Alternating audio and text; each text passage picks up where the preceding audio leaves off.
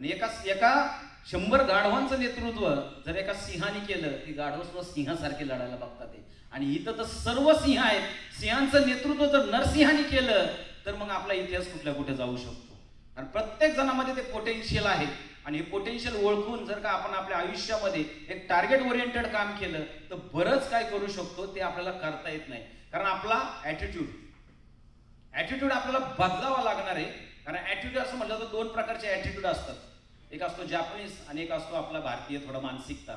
मी भारताच्या विरुद्ध बोलत नाही, पण मानसिकतेबद्दल मी तुम्हाला सांगतोय की जपानला असं वाटलं की समजा आता हे रिमोट आहे, की हे रिमोट जर सर्व जगात सर्वजण बनवत असतील तर 100% मीही बनवेल. हा त्यांचा ॲटिट्यूड आहे. आपला ॲटिट्यूड काय? हे जगात जर सगळेजण बनवत असेल तर मी कशाला बनवू? सगळेच बनवतात ना, त्यात काय मला बनवायचंय? दुसरं असं आहे की हे रिमोट जगात फक्त आणि फक्त कोणी जर बनवत नसू शकेल तर फक्त आणि फक्त मी बनवू शकेल. हा आला ॲटिट्यूड जपानीजचा. आणि आपला ॲटिट्यूड जगात जर कुणाला जमत नसेल हे बनवायला, मला कशाचं जमतंय, मी कशाला ट्राय करत बसू? हा ॲटिट्यूड जो आहे तो ॲटिट्यूडला आपल्याला थोडासा फाटा द्यावा लागणार आहे. आणि दुसऱ्या आपल्या आयुष्यामध्ये जे काय टार्गेट ओरिएंटेड काम आहे, जे काय तुम्ही ज्या क्षेत्रामध्ये आहात त्या क्षेत्रामध्ये टार्गेट ओरिएंटेड काम करा. त्याला सिंहावलोकन म्हणतात मराठीत, ज्याला इंग्लिशमध्ये स्वॉट अनालिसिस म्हणतात. की मी ज्या टार्गेटमध्ये, मी ज्या व्यवसायामध्ये काम करणार आहे, की मी आज 2025ला कुठे आहे, 2027ला मला कुठं पोहोचायचंय, 2030ला मला काय करायचंय.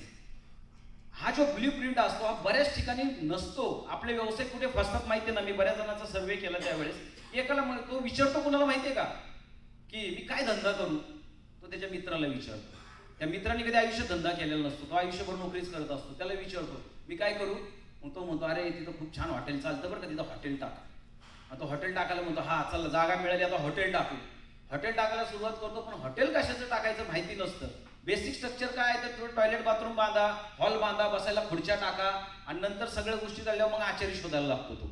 आणि मग तो आचारी जसा मिळेल त्यानुसार मग आपण म्हणतो माझा आता बिझनेस काय असणार आहे, मग मी काय कुठले फूड त्यांना सर्व करणार आहे. ह्या गोष्टी आपल्या बऱ्याच लोकांच्या चुकतात. कोणी म्हणतो चहा छान चालतो, सगळे चहाच्या मागं लागतात.